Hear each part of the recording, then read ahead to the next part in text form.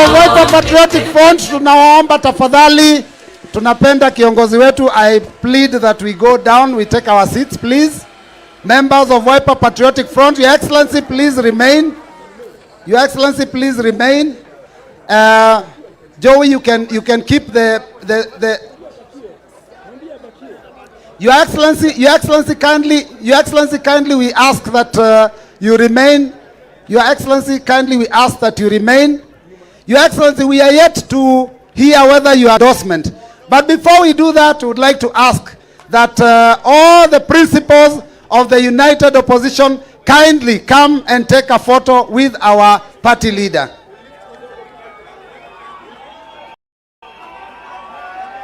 Oh, first you take a photo with your certificate.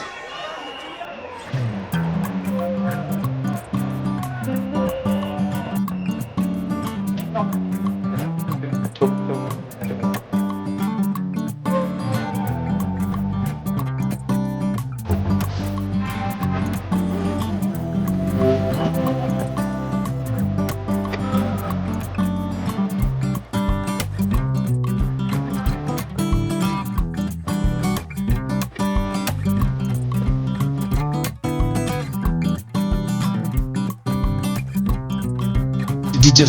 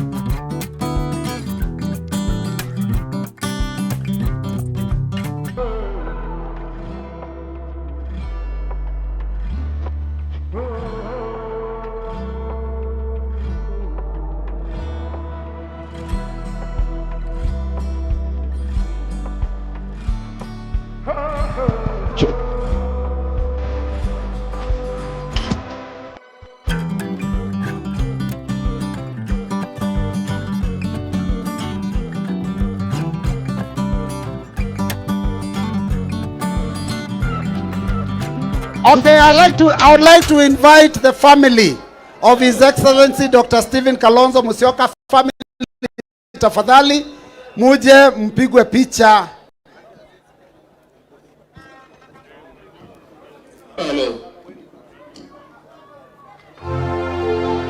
Family only.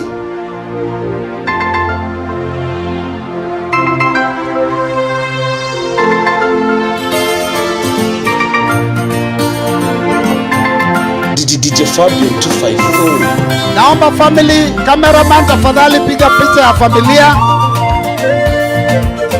Can you kindly flank up our leader?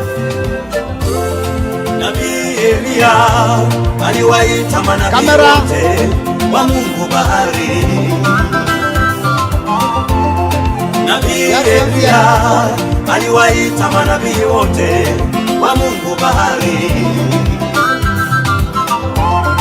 Lengo la Elia ilikuwa ni kumthibitisha Mungu wa kweli ni yupi kati ya Mungu wa bahari na Mungu wa mbinguni.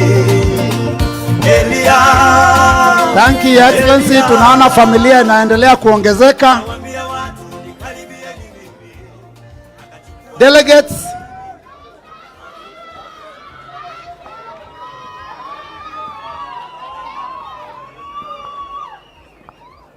Delegates, we now want to invite our party leader to confirm whether he accepts the endorsement given by this National Delegates Conference.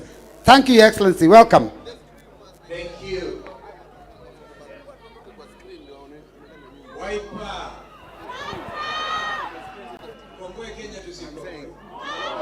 Wiper.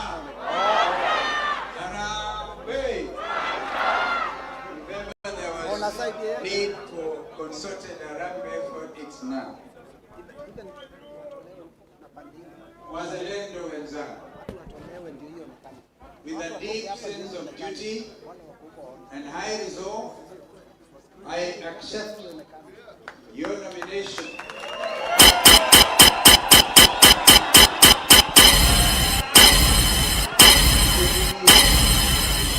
be the presidential candidate for the election scheduled for 2027.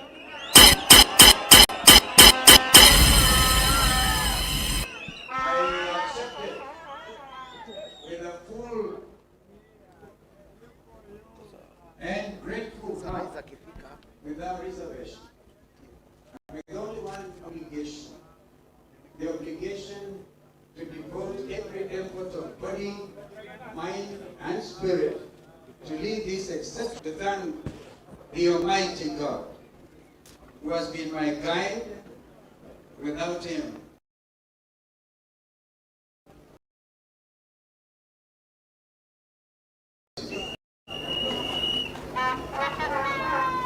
to my family, some of whom I've met,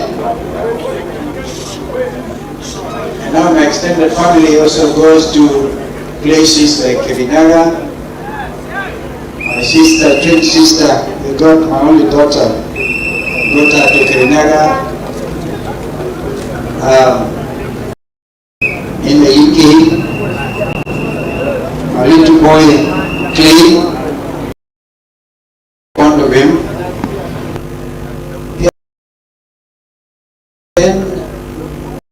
And Mama Pauline and Diego and Musyoka, that's the camp away of the commission. I don't know by name. So that's our name.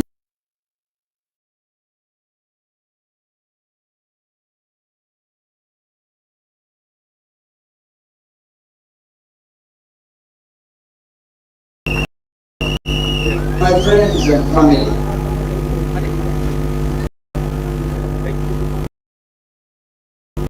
who are here or watching online,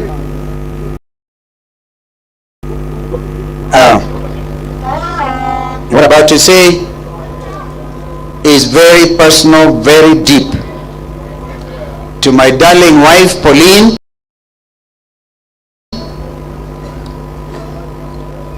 who is watching, the mother of our children, you know, you are a vision bearer, and you've been amazing. And every day, every moment, you keep on amazing me. May the good Lord grant you the healing we've all been waiting for.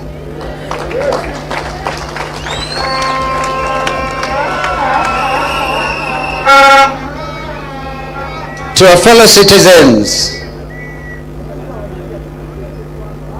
including those in the diaspora, wazalendo wenzetu ng'ambo, mahala popote mlipo, we have come of age as a nation. To the international community present here today, I acknowledge your presence, members of the diplomatic corps,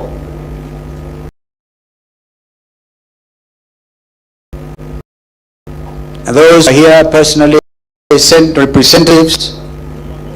We thank you. You are true partners in this journey of having a stable nation among the community of nations. Well, Deputy President, my brother, Rigathi Gachagua,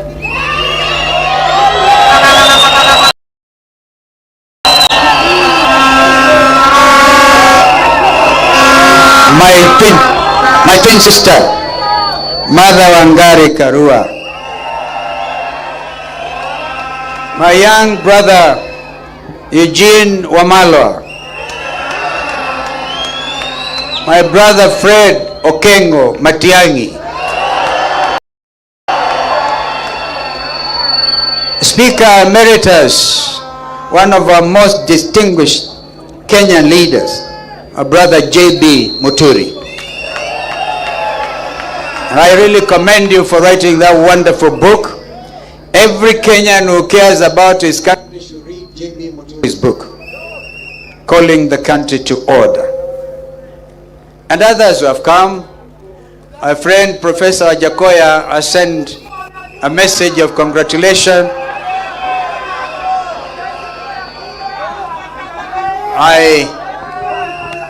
Our friend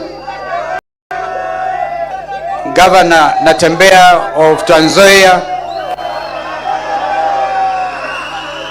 has actually gone down with flu. He really wanted to be here.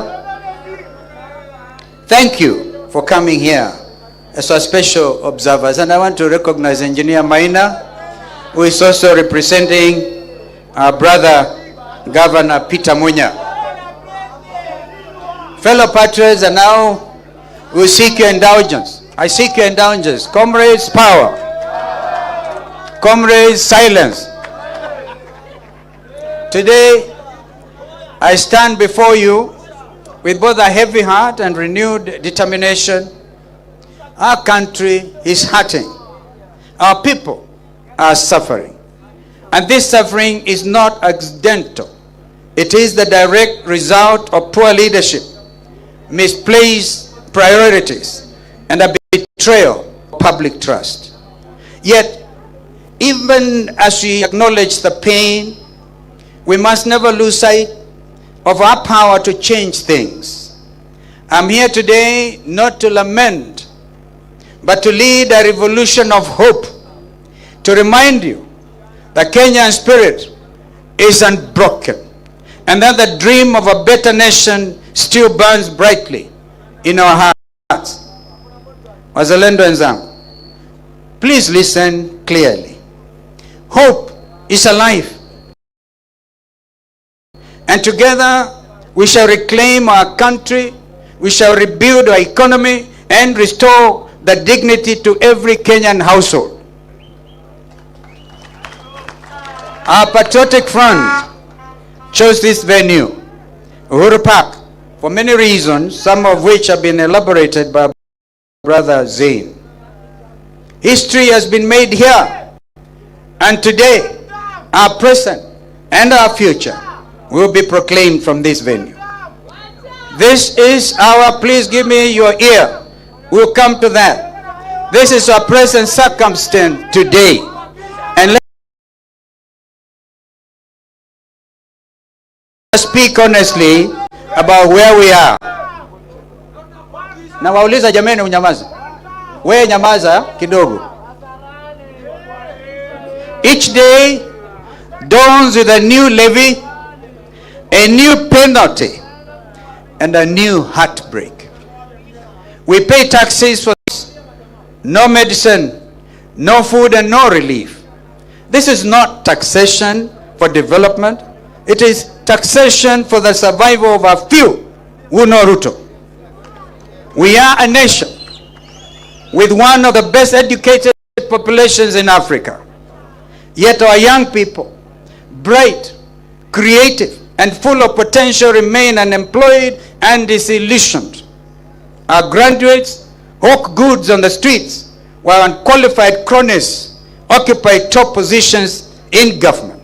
This is not the Kenya we envisioned, or indeed that envisioned by our founding fathers. Our hospitals are understaffed and under-equipped. Mothers give birth in fear, literally, in fear, because they don't know whether this share thing will pay their bill. Doctors go unpaid. Our hospitals run out of essential drugs. What should be universal health care has been turned into a playground of corruption. SHA shift forced on Kenyans has become the most consequential threat to our well-being. Education, once the key to opportunity, has become a burden. Parents are drowning in debt. Teachers and lecturers are demoralized. students certain of their future. As we speak, some of our best brains in this country, university dons, are on strike and nobody seems to care. They have gotten our universities defunded, literally. A government that toys with children's education has lost its moral compass. And what in disarray? Ordinary Kenyans are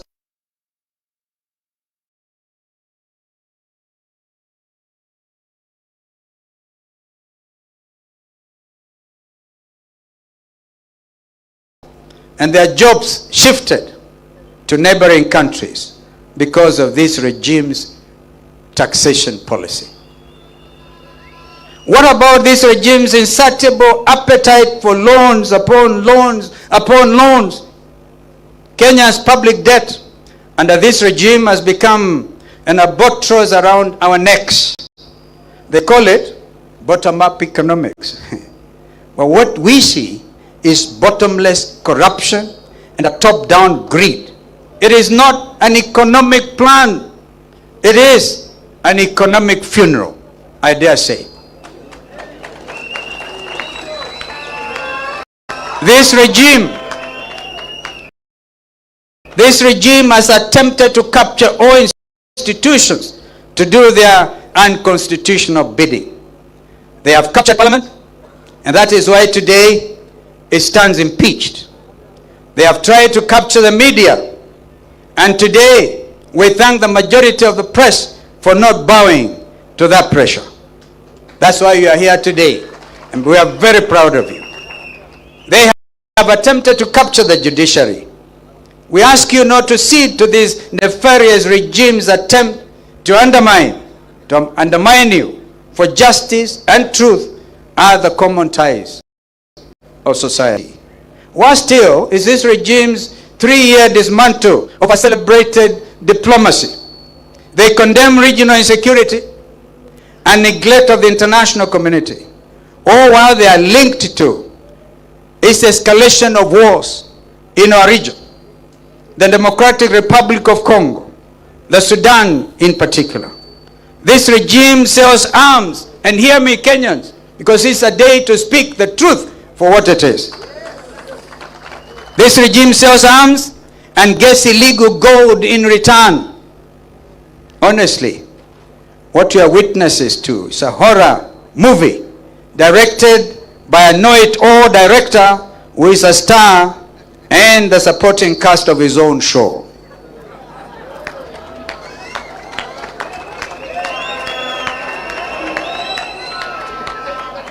The Ruto regime calls for reforms of international institutions and global agendas, including climate change, while he auctions our forests for carbon credits for his own personal aggrandizement.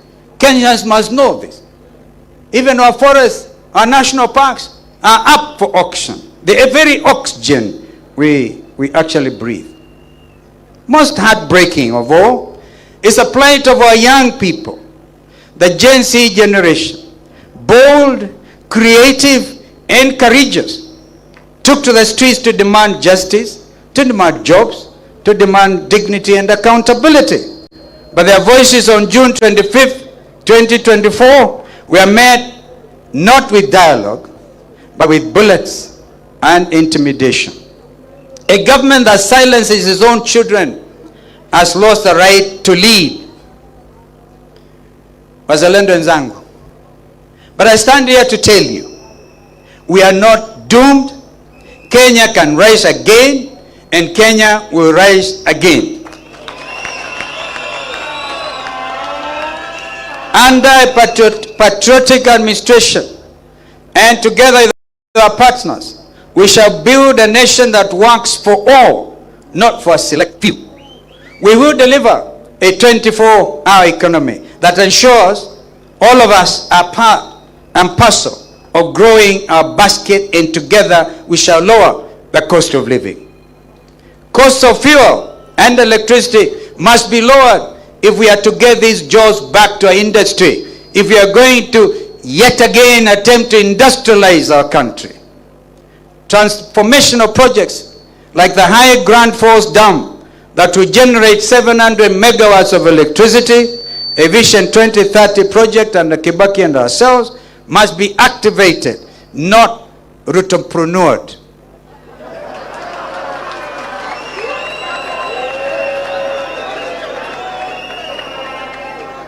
We will cut unnecessary taxes, such as the punitive affordable housing levy. That is nothing short of quindy to steal from Kenyans. We have said time and again, Executive Order number 1, get rid of housing levy. We will have an affordable, relatable, and predictable policy that not only addresses our challenges but also considers the vast opportunities in manufacturing, in agriculture, in education, and in blue economy.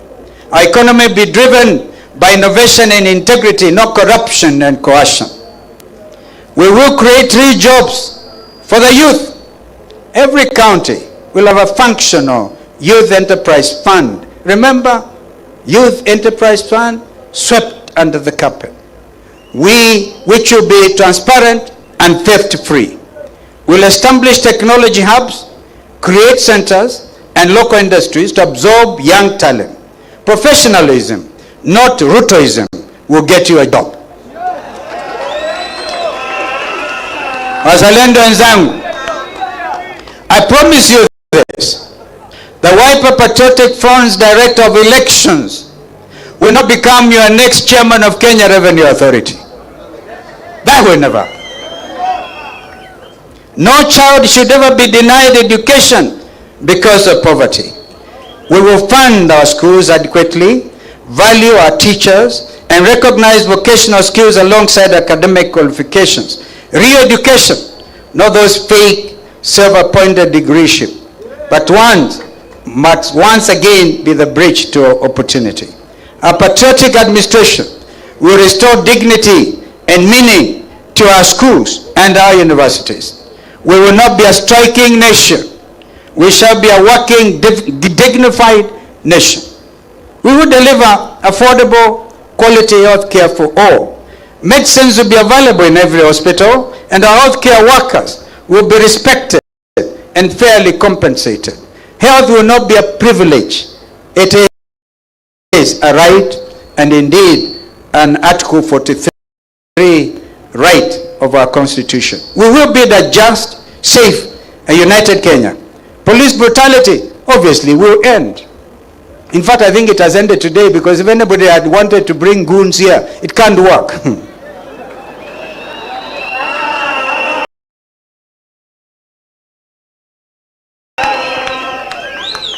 No more abductions, because those are terrible. And no more fear. We will unite Kenyans across all communities, because a divided nation indeed cannot prosper. These are not empty promises. These are concrete plans, practical, people-centered, and achieve stand for justice, opportunity, dignity, constitutionalism, and the rebirth of this nation. My brothers and my sisters, the time for lamentation is over. The time for excuses is gone. The moment for change is now. This movement is not about your families. It's about your children, about your children's children, and the future of this nation. Ruto ordered you to be shot not in the head but in the legs, because you dare to exercise your constitutional rights. I urge you, fellow Kenyans, and the Gen Zs, and the young Kenyans, I urge you today to shoot Ruto at the ballot.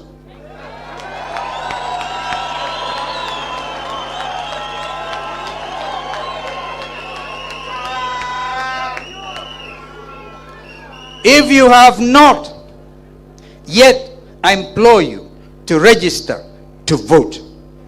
How many of you are ready to shoot Ruto at the ballot?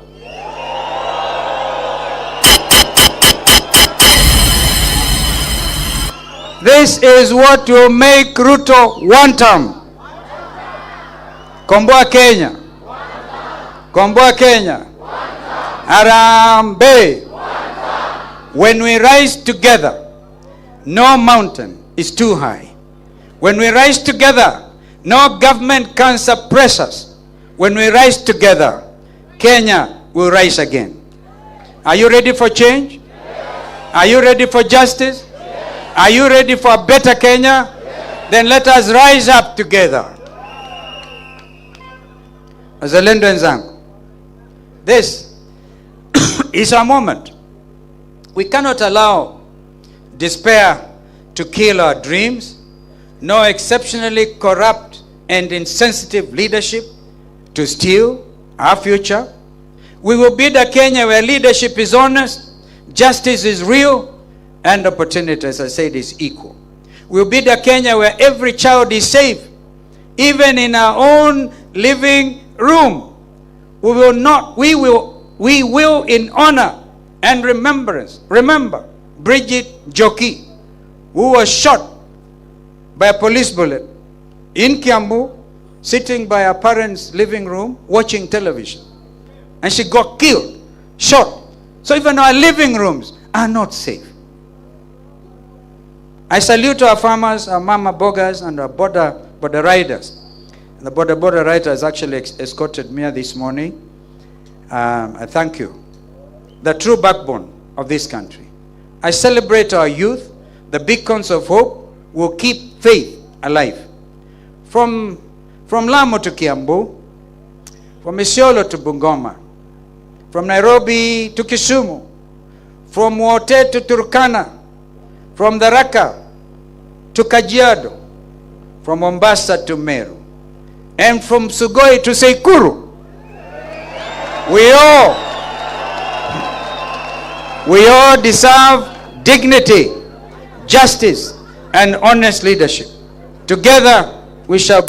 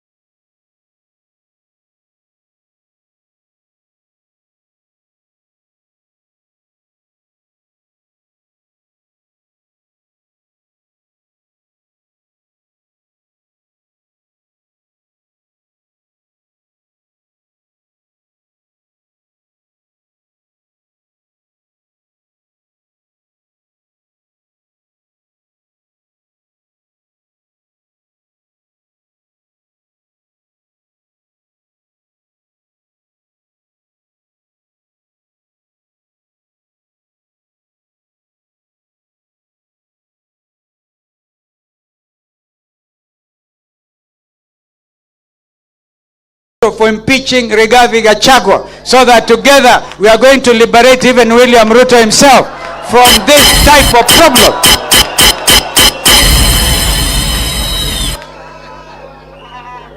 And they say, it was Shakespeare who said, there's a tide in the affairs of man, taken its height, leads to fortune. Abundant, the rest of life is lived in misery. This is a paraphrasing. I want to encourage you, Ndugu Rigathi. You stand stronger than when you are deputy president. Nobody knew you. Now the country knows you.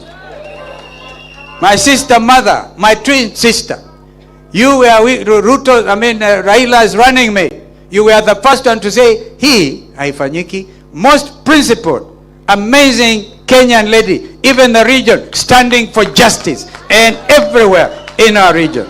My sister mother, I'm very proud that you call me your political twin. We will stand together. My brother Eugene Wamala, these last 2 years, we've been on those trips everywhere across the length and breadth of this country, waiting for other friends to come like Fred Matiang'i. And JB Muturi was waiting for him to be fired. And he got fired. And it is good that Ruto fired JB Muturi. My brother Torome, a brilliant mind in numbers. You see, now we're going to lead this revolution in real time. This coming election will not be stealable. And we must tell IBC, either they want to be on the right side of history and deliver that image of a rotten IBC, or they are going to do the just thing. Data-driven campaign. That is what our brother Torome Saitoti is able to do along with other people. We are so proud of you.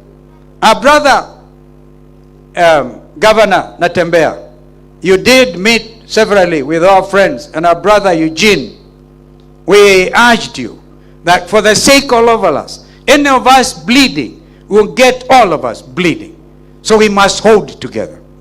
Allow me to thank our 3 governors from Makueni, Machakos, and Kitui for standing strong.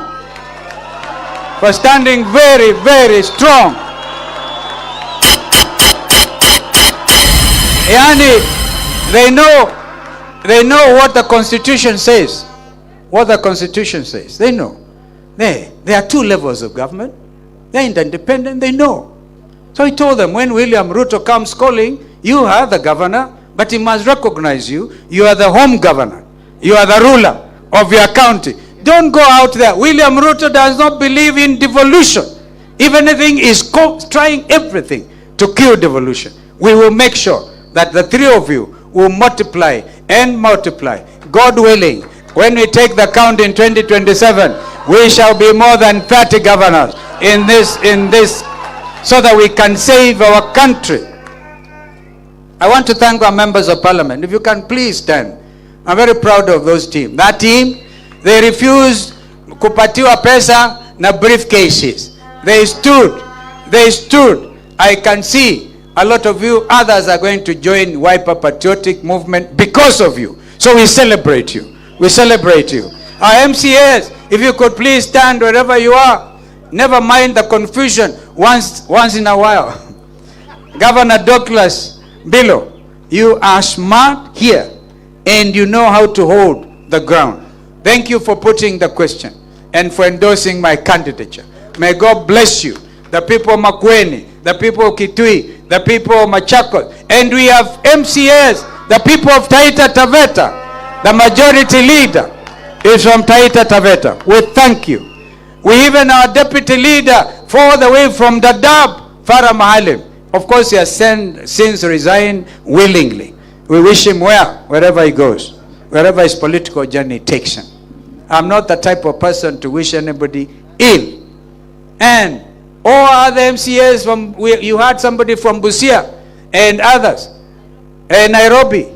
Hey, Mheshimiwa Mawadhe and the teams here, we thank you. We really recognize you.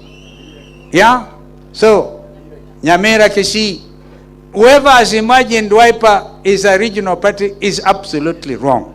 But I want to give you one promise. Today, this front will grow in leaps and bounds. And together with our partners in the We don't want to call ourselves at a united opposition.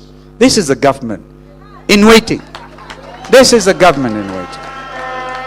I want to recognize all of you delegates from Mashinani, wherever part of the country you come from.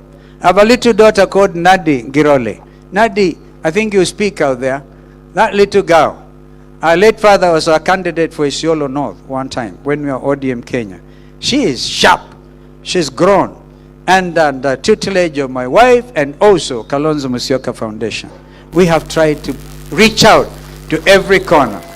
That's my daughter. So, ladies and gentlemen, I want to thank you. I know that mother has to leave about now. With everybody's permission, I think the master of ceremony will take over. But maybe allow mother, when the rest of us address, they are the super delegates, they are Fred. Oh, Fred, you also want to talk here? They are the super delegates. So we allow mother and Fred, but JB, Terome Saitoti, and the chairman of PNU, engineer, will all go out there and speak. Our brother Rigiji, those people cannot wait to hear you.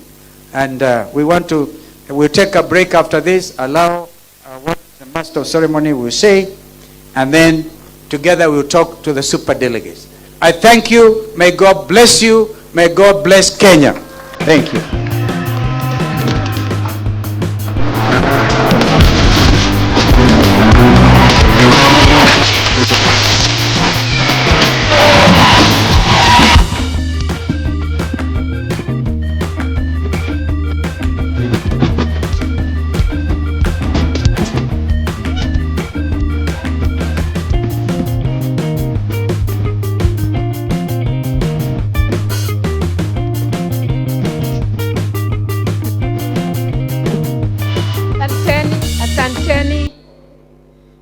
Your Excellency